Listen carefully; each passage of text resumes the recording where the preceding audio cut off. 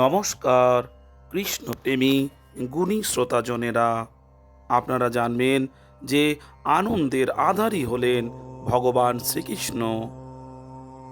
আধুনিক বিজ্ঞানীরা এবং দার্শনিকেরা এই চারটি বিষয়ে চিন্তা করে না: জন্ম, মৃত্যু, ব্যাধি ও জরা সম্বন্ধে।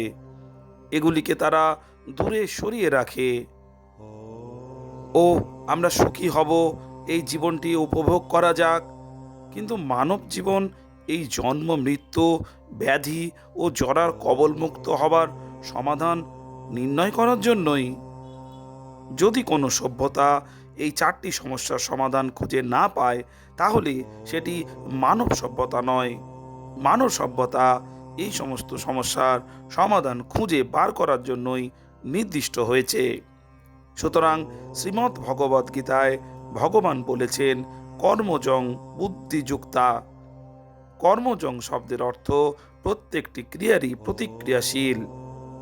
খারাপ কর্ম করলে তার প্রতিক্রিয়া হবে খারাপ, কিন্তু প্রতিক্রিয়া তা সে ভালোই হোক বা মন্দ, উচ্চতর ধারণার পরিপ্রেক্ষিতে সবই ক্লেশ ভোগ।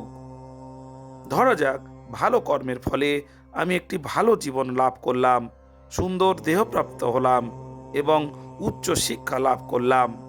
এই ভালো জিনিসগুলি আমার থাকতে পারে, কিন্তু তার অর্থ এই নয় যে আমি জড় ক্লেশ থেকে মুক্ত। জড় ক্লেশ হচ্ছে জন্ম, মৃত্যু, জরা ও ব্যাধি।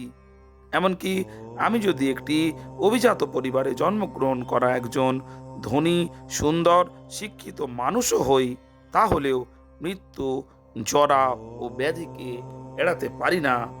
তাই আমাদের কখনোই পুণ্য কর্ম বা পাপ কর্মের বিষয়ে বেশি চিন্তা করা উচিত নয়। আমাদের কেবল অপ্রাকৃত কার্যকলাপের বিষয়েই চিন্তা করা উচিত। সেটি আমাদের এই জন্ম, মৃত্যু, জরা ও ব্যাধির বন্ধন থেকে রক্ষা করবে। সেটি আমাদের জীবনের লক্ষ্য হওয়া উচিত। ভালো বা মন্দ বিষয়ে আমাদের আগ্রহী হওয়া উচিত নয়।